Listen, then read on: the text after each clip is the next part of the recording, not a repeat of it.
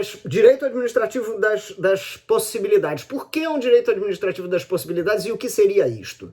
Quer dizer, na verdade, vem me preocupando já há algum tempo uma tentativa de fazer uma reflexão um pouco mais estruturante, porque acho que o direito administrativo, em alguns aspectos, tentando avançar, né, os avanços se deram um pouco fragmentados. Então, por exemplo, tivemos grandes avanços no campo da disciplina das agências reguladoras, agora com a lei das agências, no campo do direito da infraestrutura, agora a boa e velha administração direta, né? Esta continua igual era quando eu comecei a estudar direito há 35 anos atrás, 38 anos atrás, né? E é preciso que a gente se desperte para a circunstância de que, embora as agências, a infraestrutura, tudo isso seja extremamente relevante, mas a realidade, o dia a dia da efetivação de direitos fundamentais básicos, ele se dá no âmbito da administração direta mesmo, né? Ela regula e implementa relações importantíssimas no domínio, em todos os domínios da vida, inclusive nos direitos fundamentais tão decantados, né, como os de educação e de saúde. Quem executa isso é a administração direta. Então precisamos fazer uma reflexão um pouco mais estruturada, que compreenda essa dimensão também.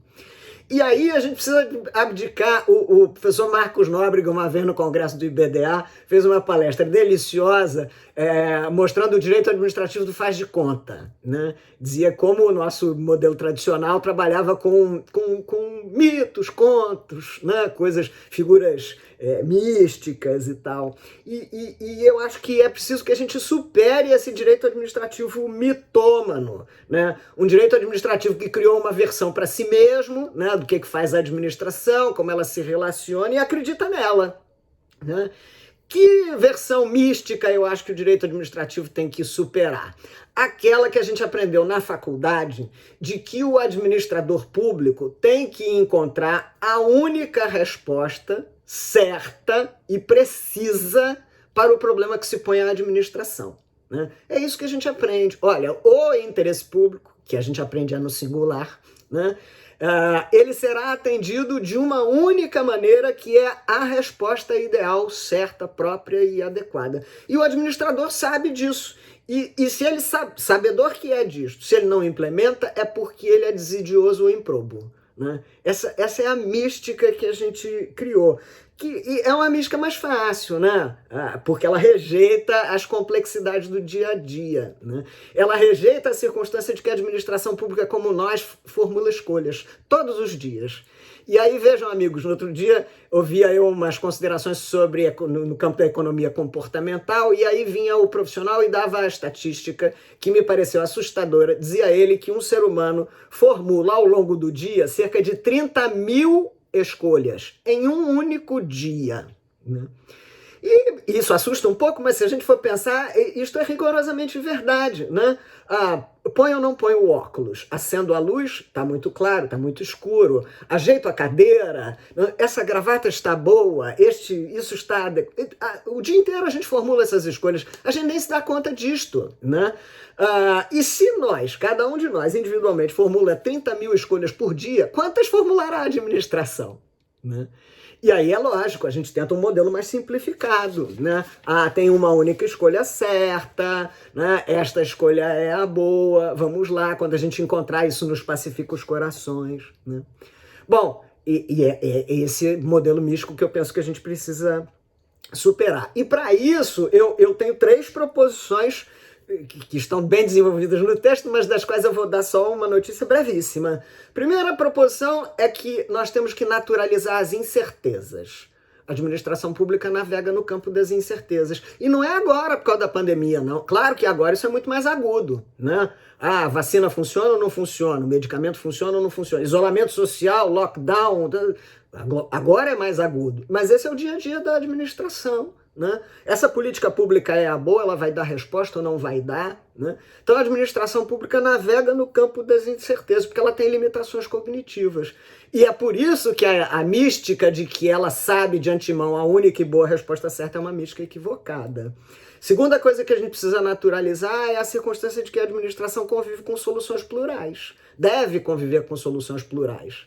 Porque a coletividade é diversificada, né? Os destinatários da ação pública não são um todo homogêneo, né? Que possam estar todos igualmente satisfeitos com a mesma ação pública. Não, tem que ser diversificada. E isto não significa dizer prestígio, privilégio ou incongruência. Isto na verdade, me veio à cabeça a velha máxima do direito romano, dar a cada um o que é seu, né? Terceira proposição que me parece que a gente precisa, que está envolvida nesse direito administrativo das possibilidades, é naturalizar o erro e o acerto. A administração pública vai acertar e vai errar. E quando ela erra, isto não significa necessariamente dizer improbidade em todas as hipóteses. Em muitas pode ser, mas em outras tantas não o será. Para concluir, então, assim, o que o direito administrativo das possibilidades não é, né? Porque também abrir, né, uma vasta escala de escolhas possíveis para a administração sempre assusta um pouco, né? Porque a administração pode se desviar no percurso, né? Então, o que o direito administrativo das possibilidades não é, no sentido de não perdermos também a administração, não sair dos seus trilhos? Primeiro, ele não é a vitória do subjetivismo, né? Direito administrativo das possibilidades não significa dizer que a ação administrativa decorre do puro impulso ou sentimento pessoal do administrador. Direito administrativo das possibilidades está intensamente ligado à dimensão fática. O que de fato está acontecendo e foi apurado pela administração pública? Isto justifica a atuação? Não. Segunda coisa que o direito administrativo das possibilidades não é a vitória do improviso. E aí isso será importante, para isto será importante a gente vencer uma característica que é muito típica do brasileiro. O brasileiro aprecia a sua capacidade de improviso. A gente tem um certo orgulho disso, né? A gente tem uma capacidade de dar um jeitinho, né? E isto tem seus elementos meritórios, mas não quando se cuida da administração pública, né? Então dizer que não é a vitória do improviso significa dizer que as possibilidades que a administração experimenta tem que experimentar com metodologia, né? Olha, fiz a diagnose, a minha estratégia de ação é essa, meu mecanismo de monitoramento é esse, meus indicadores são esses e eu vou avaliar ao final com estes instrumentos, né? E empreendida a avaliação darei estas consequências, né? É claro que tudo isso propõe novas reflexões, né? Como é que eu vou reduzir o quadro fático que orienta a ação da administração a dados que sejam cognoscíveis e sejam confiáveis, né? Dados que a gente efetivamente possa utilizar. Quais são os critérios mínimos que eu vou ter que construir para definir que uma experimentação que esteja acontecendo no âmbito do direito administrativo tem valores relevantes em jogo, tem o cuidado, tem o monitoramento, tem todos esses elementos a que eu me referi, né? E ao fim e ao cabo, vamos ter que refletir muito sobre a extensão do dever de justificação da administração. Porque se ela tem várias possibilidades para escolher, pode escolher uma, duas, muitas, sempre será importante a devida justificação a ser empreendida pela administração. E eu acho que este é o grande desafio, este é o grande problema que se pôs no curso da pandemia e a grande lição que a gente pode aprender com ela, né? Não só no âmbito do direito administrativo, mas de escolhas públicas em geral, o cerne vai ser a justificação. E é bom que seja assim, isso é indicação de amadurecimento do Estado democrático. O Estado democrático é governo em público, né? E governo em público exige justificação também trazida a público. Como os senhores podem ver, o texto, na verdade, propõe uma série de outras reflexões que precisarão ser ainda desenvolvidas.